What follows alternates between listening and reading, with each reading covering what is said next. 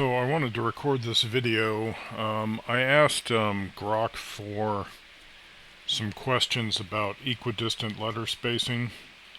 That's where you count every, for example, 50 letters in a manuscript. And when you do that, then the letters that are found at the same interval spell out a word. So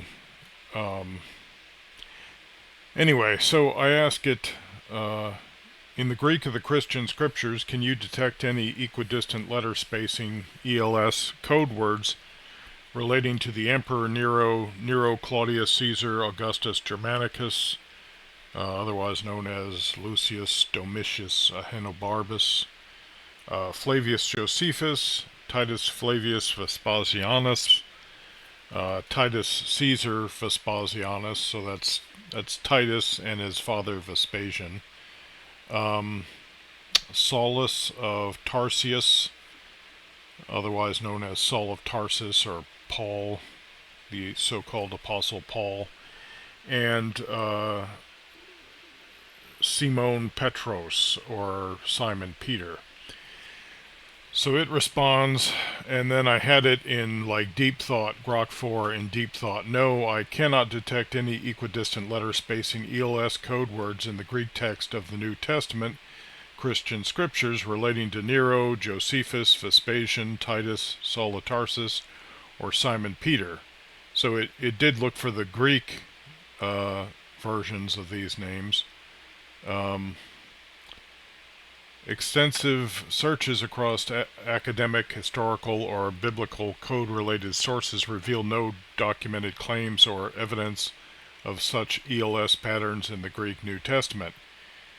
ELS research and claims, which remain highly controversial and often dismissed as statistical artifacts even among supporters, are overwhelmingly focused on the Hebrew text of the Old Testament, or Torah, not the Greek New Testament. Names like Paul, Saulos, or Paulos, and Peter, Petros, appear explicitly in the plain text of the New Testament, but there are no hidden ELS encodings reported for them or the other figures mentioned. Now, somewhere here it's going to tell me that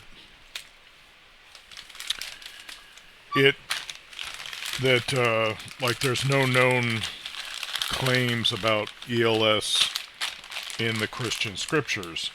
Now I know for a fact I read a book or a pamphlet or something in the mid-90s that claimed that this equidistant letter spacing, so-called Bible codes, existed in the Christian Greek scriptures, although when I looked at what the book or pamphlet was claiming, it did seem that it allowed itself a little leeway in the intervals of the spacing, like it would allow itself to be off by 1 to 3 characters. I don't remember that exactly, but to me it did seem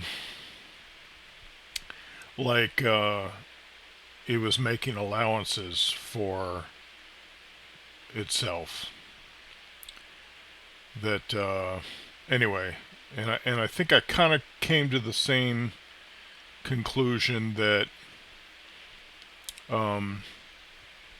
when you allowed yourself some variance in the intervals, that it did become statistically more probable that you would find some kind of word in the text.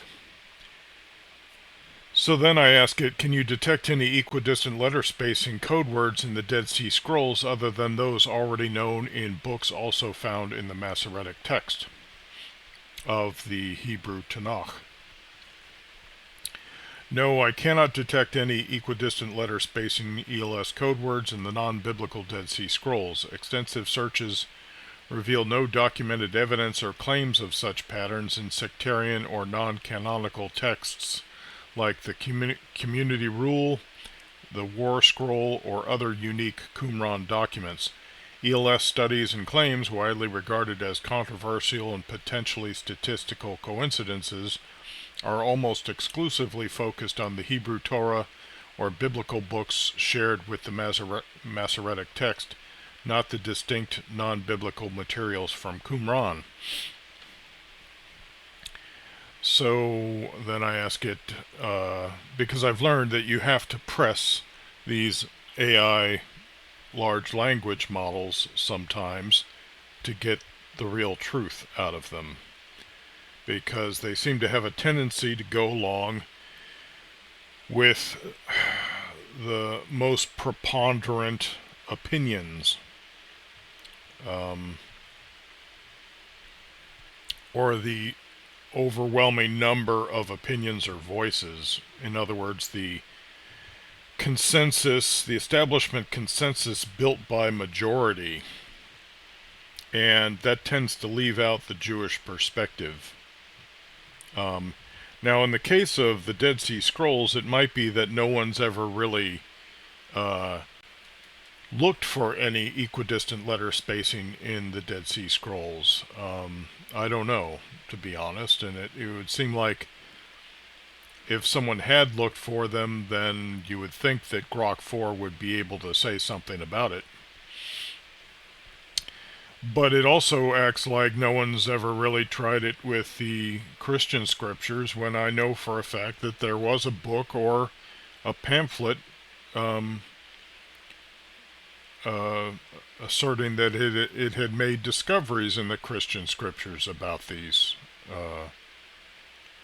so-called Bible codes.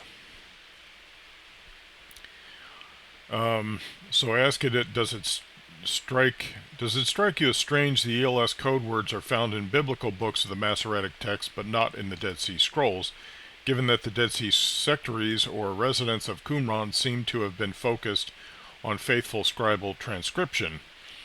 No, it doesn't strike me as strange. Equidistant letter sequences are a highly controversial concept, often criticized as, and I don't know this word, pareidolia, or statistical coincidences that can emerge in any sufficiently long text, rather than deliberate divine encodings. Now, I never asked it, whether these were divine codings. I'm just looking to see whether any of these equidistant letter spacing code words occur in the text. I never suggested it was any evidence of divine encoding. So it's almost like it's arguing against a position I didn't take. Claims of meaningful ELS patterns are predominantly associated with the standardized Masoretic text, particularly the Torah, using modern editions like the Leningrad Codex as the base. The Dead Sea Scrolls, however, represent earlier textual traditions from around the 3rd century BCE to 1st century CE, and they exhibit notable orthographic, spelling, lexical, and structural variations compared to the Masoretic text, which was finalized centuries later, around the 10th century. Excuse me. These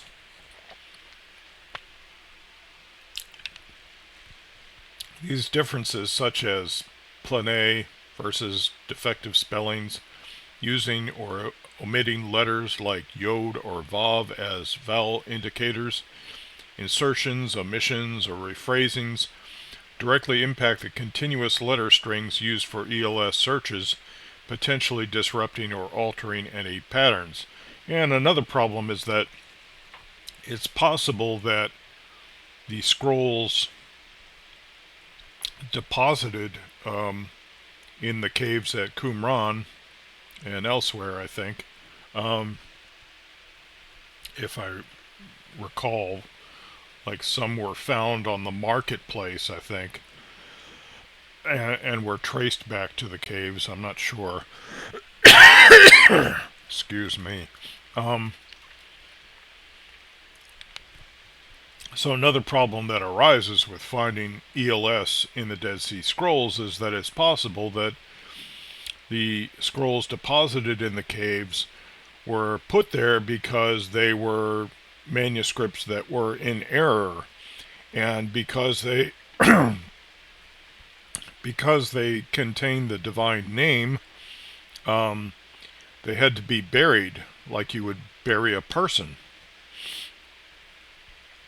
because it's like you're burying a living thing, I think, according to Jewish law. You know, you can't just go and tear up a text with the divine name on it, because that is a violation of the prohibition against taking up the Creator's personal name in a worthless way, or taking it up in vain. And that's that. And that's an area where the sacred name movement, or the divine name, or like Jay's Witnesses, if it could even really be asserted that that's really the Creator's name, that's where they're really in error, because they take up the Creator's personal name in the form of the Tetragrammaton, and they do it in such extremely worthless ways. Like, they'll put it on caps and on t-shirts, and, it becomes like a branding thing for them. So they really treat the Creator's name in a profane way. So, but, they would say, oh, that's the traditions and commandments of men, while they're driving down the road at 55 miles an hour, obeying the speed limit. The Qumran community, often linked to the Essenes, did emphasize meticulous scribal practices, including corrections and adherence to their source texts. I guess that's citing Vorlagen. But this faithfulness was to a fluid biblical tradition, not a single immutable version like the later Masoretic text. Textual, and this is again according to GROK 4, textual criticism shows the Hebrew Bible evolved over time with multiple recensions coexisting in antiquity, and the Dead Sea Scrolls reflect this diversity rather than a proto-Masoretic text uniformity. If ELS were genuine hidden codes, their absence... Now see, the DSS could perhaps not reflect diversity, but it may reflect heresy, or error, or blasphemy, or scribal failures in transcription. And that's the reason they might have been deposited in that cave. So it doesn't necessarily reflect that these were approved changes or edits or variants in the manuscripts. If ELS were genuine hidden codes, their absence or alteration in the DSS might imply the Masoretic text alone preserves a final encoded form, but that's a speculative apologetic stance not supported by evidence. More plausibly, the lack of consistent ELS across these manuscripts underscores that such patterns aren't inherent or intentional, but arise from the specific letter arrangements in whichever text variant one examines. In short, the discrepancy aligns with what we'd expect from historical textual transmission, not something anomalous. More plausibly, the lack of consistent ELS across these manuscripts underscores that such patterns aren't inherent or intentional, but arise from the specific letter arrangements in whichever text variant one examines. I don't understand what it's really saying here. Like, intentional by who? Do you mean intentional by the heavens, or intentional by humans? Because if you're saying, well, the fact that the ELS codes are not across the manuscripts is suggestion that it wasn't by divine intention, then you are suggesting that it was by human intention, aren't you? Anyway, let's move on. Do you conclude that ELS was a later scribal tool of this is I ask it.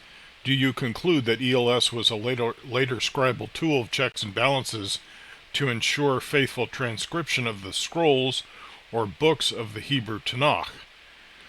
Well, I guess if the ELS codes are not found throughout the manuscripts of the scrolls of the Tanakh, then they wouldn't serve as scribal tools of checks and balances. Although elsewhere there are there are other tools that are being used and could be used for that purpose, like acrostics in the I think there are acrostics in the Psalms, maybe, or the Proverbs. I think it was the Psalms.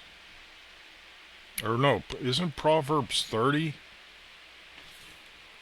or 31? Or and then isn't there a Psalm, isn't it called the Hallel? Isn't that one, doesn't that have an alphabetic acrostic structure? I forget. Anyway, no, I do not conclude that equidistant letter sequences were a later scribal tool for checks and balances and in transcribing the Hebrew Tanakh. The concept of ELS as meaningful Bible codes is a modern development, with systematic studies emerging in the late 20th century through computer-assisted searches and standardized texts like the Masoretic text. Historical scribes, including Masoretes, active around the 6th to 10th century CE, focused on accuracy through methods like marginal notes, Masora, vocalization, and cantillation marks, but there's no evidence they intentionally embedded or used ELS for verification. In fact, textual variations across manuscripts, such as spelling differences, plein versus defective, insertions or omissions, would disrupt any potential ELS patterns, making them unreliable for such a purpose. So you're saying that if they were used as a tool for that, but then for some reason they failed to be successful as a tool for faithful scribal transmission, that the results of those failures would not serve the purposes of the tool itself. I'm not following that logic. Earlier traditions, like those in the Dead Sea Scrolls, show even greater fluidity, further undermining the idea of ELS as a deliberate transcriptional safeguard. While some medieval rabbis, for example Bachya ben Asher in the 13th century, noted isolated ELS examples, these were interpretive or mystical observations, not practical tools for scribal fidelity. Well, yeah, because if you're just reading the text, you're not transcribing it. You might transcribe it, but if you're just reading the text, you're not transcribing it. The transcription and its tools for faithful transcription would have come before the reading of the text, for the later reader, the one reading the product. Overall, ELS claims are widely critiqued as statistical artifacts that can appear in any lengthy text, not intentional features of ancient scribal practice. Statistically, yeah, you could get code words that appear in any lengthy text, but would they be relevant? For example, if it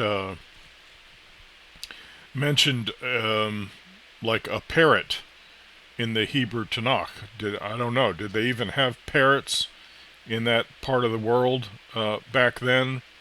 I suspect not. So if you found the word for parrot in the Hebrew Tanakh, then, yeah, It might be statistically probable, but is it relevant?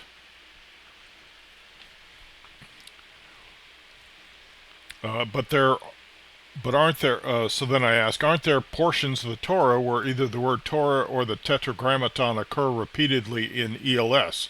Now this is something I heard about back in the mid '90s, right? So it's trying to act like, oh, there was this one guy talked about some little things back in the, what was it? Bachia, where is he? In the 13th century, right? Like it's trying to minimize equidistant letter spacing. So I pointedly asked it about things that I had revealed to me back in the mid '90s. Yes, then it admits, yes, there are well-known claims of equidistant letter sequences ELS for both Torah and the Tetragrammaton, appearing repeatedly in specific portions of the Torah.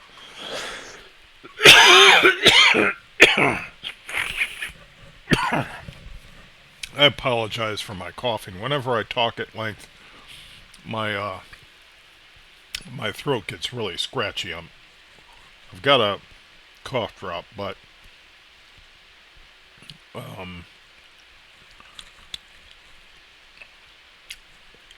it's not foolproof. So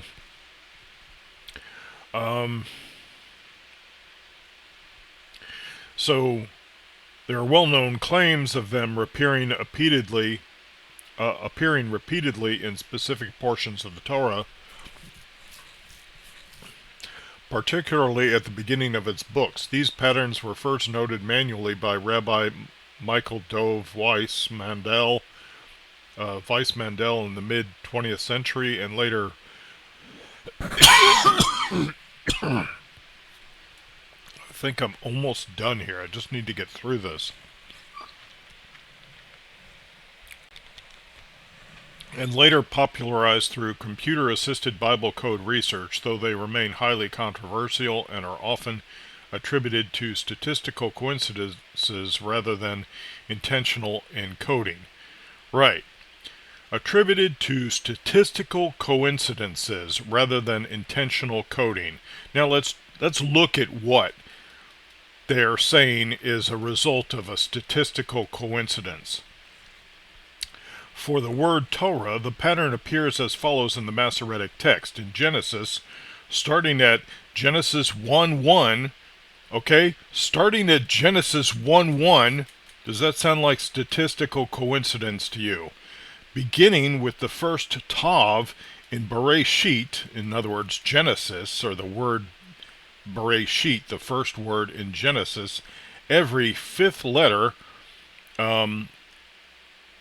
in other words, a skip of 49 characters, spells Torah going forward. Really? Does that sound like a statistical coincidence to you? Then, in Exodus, starting at Exodus chapter 1, verse 1, Exodus 1:1, a similar forward ELS of Torah at a skip of 49 letters. Does that sound like statistical coincidence to you? In Numbers and Deuteronomy, starting near the beginning of each, now I don't know how close to the beginning, I could look it up. The sequence spells Torah backwards. So in other words, hey, Resh, what was that? Vavwa, Halom, and then Tet, is it?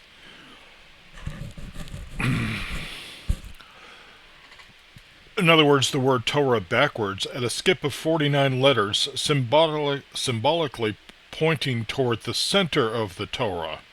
So in other words, the last two books point in the other direction, almost like it's a 5-candle menorah, where the two left candles are kind of pointing to the center, although menorahs don't really point to the center as such, even though the center candle of a menorah is called the shamash, the servant candle or the server candle, because it's sometimes used to light the other candles. And then you've got the two rightmost books, at least looking at it from an English perspective, and they're pointing towards the middle candle again, or the middle book. So does that seem like statistical coincidence to you that the word Torah would be encoded forwardly at a skip of 49 letters in the first two books of the Torah, and then backwardly in the last two books of the written Torah, also at a skip of 49 letters, but spelled backwards? Then, for the Tetragrammaton, the primary claimed ELS is in Leviticus, starting at Leviticus 1:1, where beginning with the Yod in Vayikra, every eighth letter with a skip of 7, and I'm not sure what the significance of the numbering on these letter skips suggests. That would be an interesting thing for me to research. But it says that a skip of 7 spells the Tetragrammaton forward. This is often interpreted alongside the Torah patterns as forming a symmetrical structure across the 5 books, kind of like a literary chiasmus. I'm just trying to equate the structure to something else that we know occurs in the Hebrew Tanakh, with the outer books pointing to the Tetragrammaton in the central book. These specific sequences use small, consistent skips and are verifiable by manual counting or software, but critics argue similar patterns can emerge in non-biblical texts due to the Hebrew alphabet structure and letter frequencies. No, it can't.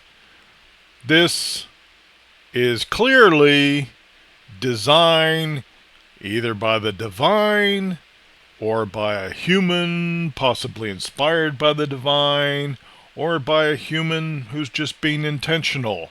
These are not statistical coincidences, and don't try to act like we would find the same thing in some of the other books of the Hebrew Tanakh, or even in any other Hebrew literature. It's not statistically likely. Don't be a ninny, GROK 4. And this is how the Gentile academic establishment tries to shut out the Jewish voice. So then I respond, I would say that these are clearly not coincidences or statistically probable, though they might suggest human intention. Wouldn't you agree? And at that point, GROK 4 crashes out and tells me that I need to subscribe because I've reached my message limit.